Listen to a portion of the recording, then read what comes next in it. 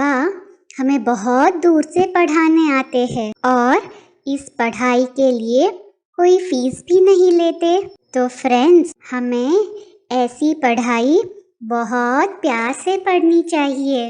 रूहानी गवर्नमेंट ने सारी दुनिया के लिए यह फ्री स्कूल खोला है क्योंकि सभी ऑर्फन निधन के बन गए हैं। बाबा ऐसे गरीब बच्चों से फीस कैसे लेंगे? इस अंतिम जन्म में बाबा हमें ऐसी पढ़ाई पढ़ाते हैं जिससे हम विश्व का मालिक बनते हैं। बाबा कहते हैं जो नए नए बच्चे पिछाड़ी में आते हैं पढ़ने के लिए, उनको भी कोई घाटा नहीं होता। अगर वो थोड़ी मेहनत करेंगे तो पुरानों से भी आगे जा सकते हैं। फ्रेंड्स, रूहानी बाबा कहते हैं यहाँ तुम बच्चे आत्मा अभिमानी हो बैठते हो। ये आत्माओं और परमपिता परमात्मा का इस सृष्टि पर एक ही बार मेला होता है। आधा कल्प, सतयुग और त्रेता में कोई भी बुलाते नहीं है। पहले हम सतो प्रधान थे, अभी तमो प्रधान पतित बन पड़े हैं। इसलिए बाबा फिर से हमें पावन बनाने आते हैं। बाबा कहते हैं जब हम पुजारी बनते हैं तो बहुत दुखी होते हैं। 5 विकारों के कारण हम सीढ़ी उतरते उतरते बहुत दुखी हो गए हैं। अभी हम बच्चे जानते हैं कि दुख के पहाड़ गिरने हैं और इस पुरानी दुनिया का विनाश होना है। हमारी बुद्धि अभी जान गई है कि बाबा निराकार है और टीचर बनकर हम सालिग्रामों को पढ़ाने आए हैं। बाबा कहते हैं बच्चों, हम फिर से तुमको विश्व का मालिक बनाते हैं। 5000 वर्ष पहले भी तुमको स्वर्ग का मालिक बनाया था। बाबा पूछ रहे हैं क्या हमें याद है कि बाबा संगम पर आए थे 5000 वर्ष पहले हमें मनुष्य से देवता बनाने, वैकुंठ स्वर्ग का मालिक बनाने आए थे। हमको वर्षा दिया था और फिर हम 84 जन्म लेने पड़े। अभी हमारे 84 जन्म पूरे हुए हैं। बाबा कहते हैं कि बाबा हमको बहुत दूर परम धाम से पढ़ाने आते हैं, तो बच्चों से फीस कैसे लेंगे? बाबा तो ज्ञान का सागर है, हमको सृष्टि के आदि मध्य अंत का ज्ञान देते हैं। भगवान उवाच मैं निराकार परमात्मा हूँ, ना कि कृष्ण। तुम जिस कृष्ण को भगवान समझते हो वह भगवान हो न सके, क्योंकि वो तो पूरे 84 जन्म लेते हैं। भगवान को तो अपना शरीर है ही नहीं। जैसे हम आत्मा है, बाबा भी आत्मा है, परंतु सिर्फ आत्मा कहने से सबके साथ मिल जाएंगे, इसलिए बाबा को परमात्मा कहते हैं। और ड्रामा प्लान अनुसार उनका नाम शिव है, बाकी भिन्न भिन्न नाम रख दिए हैं। बाबा का रुद्र नाम नहीं है। बाबा कहते हैं मेरा नाम कोई रुद्र है नहीं, ना कृष्ण ने कोई यज्ञ रचा है, यह सब झूठ है। बाबा ही आकर हमको सच बतलाते हैं और हमको सच सच नर से नारायण बनाते हैं। यहाँ आकर इस शरीर द्वारा हमको पढ़ाते हैं। सारा दिन इस पे नहीं बैठते हैं, चक्र लगाते रहते हैं। बाबा कहते हैं कि उनकी ग्लानि करने के कारण हम बहुत दुखी महान पतित बन गए हैं। ब्रह्मा को भी कोई आदिदेव कहते, कोई एडम कहते, कोई महावीर कहते, तुम प्रजापिता कहते हो। हम बच्चों ने बाबा को आधा कल्प याद किया, इसलिए वो पराये देश में आते हैं। बाबा कहते हैं इस समय सब पतित दुखी है, ऑर्फन्स है, धनी धोरी कोई नहीं, इसलिए ऑर्फन्स को पढ़ाने के लिए गवर्नमेंट फी नहीं लेती। यह तो बहुत बड़ी रूहानी गवर्नमेंट है ना। इस समय बेहद के बाप को कोई भी नहीं जानते हैं, बहुत जप तप दान पुण्य करते रहते हैं।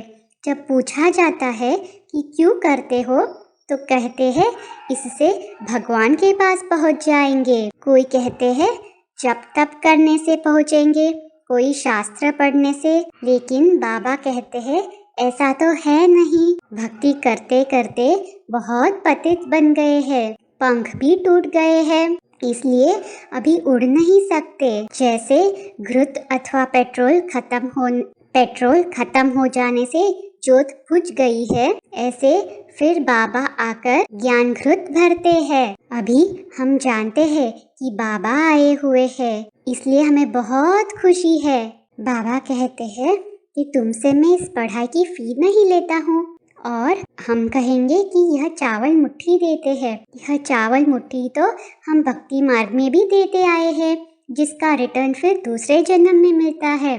अभी हम जानते हैं कि बाप सम्मुख बैठे हैं, फ्री पढ़ाते हैं, क्योंकि जानते हैं कि इन्हों के पास रखा ही क्या है। ले बाबा कोई फी नहीं लेते। उस पढ़ाई में तो कितना खर्चा करना पड़ता है, कितने इम्तिहान पास करने पड़ते हैं, लेकिन बाबा तो एक ही पढ़ाई पढ़ाते हैं। जो भी स्कूल में आते जाते हैं, बाबा उनको ऐड करते जाते हैं। हाँ, जो लेट आते हैं उनको थोड़ी मेहनत जास्ती करनी पड़ती है। जो देरी से आने वाले हैं उनको अच्छी पॉइंट्स मिलती है। जो जल्दी जल्दी पढ़ते हैं उनको कोई घाटा नहीं है। नई नई अच्छी पॉइंट्स मिलने से पुरानों से भी तीखे जाते हैं। बाबा कहते हैं अच्छा हुआ कि तुम देरी से आए, सो फिर तुमको गुहिया से गुहिया पॉइंट्स मिलती है, नहीं तो जो शुरू में आए थे वो भागंती हो गए। बाबा कहते हैं तुम जिस्मानी पढ़ाई भी पढ़ो, शरीर निर्वाह अर्थ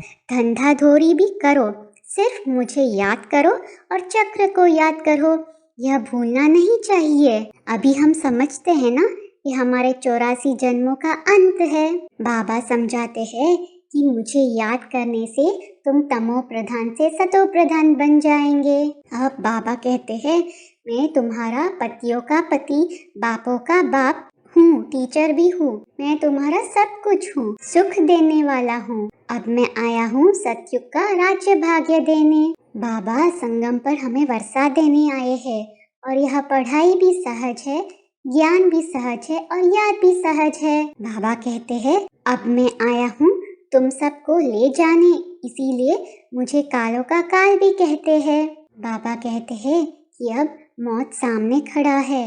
अभी हम जानते हैं एक ही धक से यह सब खल्लास हो जाएगा।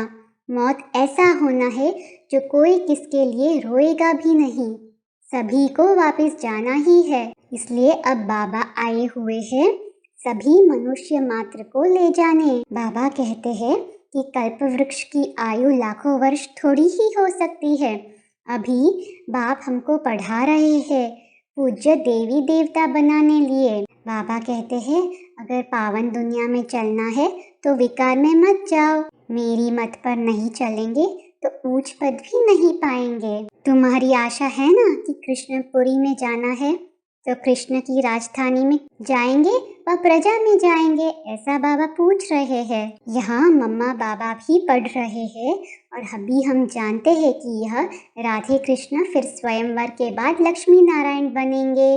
बाबा कह रहे कि राजाई वालों की ही माला बनती है। 8 दाने में आओ, 8 में नहीं तो 108 में तो आओ, कम से कम 16,108 में तो आओ। यह है ही राजयोग। बाबा की श्रीमत पर चलना चाहिए। यह समय वही है जब भगवान आकर राजयोग सिखलाते हैं और स्वर्ग की स्थापना और नरक का विनाश होता है, फिर राजधानी स्थापन हो जाएगी।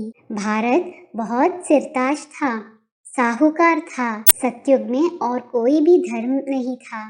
बाबा कहते हैं कि सारे झाड़ का राज समझाते हैं, और वह बीज ऊपर में है, यह उल्टा झाड़ है। बाबा कहते हैं कि नॉलेजफुल मैं हूँ। अभी हमको स्मृति आई है कि हमारे बाप कौन है और यह चक्र कैसे फिरता है। बाबा इस पढ़ाई की कोई फी नहीं लेते, और बिगर कौड़ी खर्चा हमको 21 जन्मों के लिए राजाई देते हैं। बाबा कहते हैं कि अभी मैं डायरेक्ट आकर भारत को स्वर्ग बनाता हूँ। इसमें जो कुछ खर्चा लगता है वह बच्चों का ही लगता है, बच्चों को ही कहेंगे खर्चा करना है। इस एक ब्रह्मा को अच्छी तरह पकड़ा खर्चा करने के लिए, इनमें प्रवेश कर इनसे सब कुछ कराया, और यह तो झट स्वाहा हो गया। सब कुछ जो इनके पास था सब दे दिया। बाबा बोले बेगर बन जाओ तो फिर ऐसा प्रिंस बनाऊंगा और साक्षात्कार करा दिया। बाबा ने कहा, बंदर मुआफिक, मुट्ठी बंद नहीं करो, खोल दो। तो झट खोल दिया, नहीं तो इतने बच्चों का खर्चा कैसे चलता। एक को ही पैसे के लिए पकड़ लिया और तुम बच्चों की भट्टी बन गई। अभी हम बच्चे होशियार हैं और औरों को भी पढ़ाते हैं, सबका कल्याण करते हैं। बाबा तो है ही कल्याणकारी, सबको नरक से निकाल स्वर्ग में ले जाते हैं। अब जितना पुरुषार्थ करेंगे उतना उच्च पद पाएंगे। प्रजा के लिए भी प्रदर्शनियों आदि की युक्तियाँ और भी निकलती रहेंगी, ढेर प्रजा बनती जाएंगी। राजा रानी तो थोड़े होते हैं ना, प्रजा तो करोड़ों के अंदाज में होती है। अभी हम बच्चे जानते हैं कि मौत सामने खड़ा है। जितना योग में रहेंगे उतना पाप आत्मा से पुण्य आत्मा बनेंगे, और कोई उपाय है नहीं। सपूत बच्चे माँ बाप को फॉलो करते हैं। बाप पावन बने, बच्चा न बने तो वह कपूत बच्चा ठहराना, इसमें तो नष्टो मोहा बनना होता है। मेरा तो एक शिव बाबा, दूसरा न कोई। अब हमें बाप से वर्षा पाना है नई दुनिया के लिए। पावन बनने बिगर नई दुनिया में कैसे जा सकते हैं। इसलिए अभी हमें जन्म जन्मांतर के जो पाप किए हैं उनकी सजा भोगनी पड़ती है। जैसे कि 63 जन्मों के पापों की सजा मिलती है। गर्भ जेल में भी सजा भोगते हैं। सतयुग में कोई जेल आदि होती नहीं है। अब बाप साधारण तन में आए हैं, इसलिए बाप को पहचानते नहीं हैं। बाप के साथ योग लगाने से ही आत्मा पावन बनेंगी। बाबा कहते हैं, मैं पतित दुनिया पतित शरीर में आता हूँ, फिर इनको नंबर 1 पावन बनाता हूँ।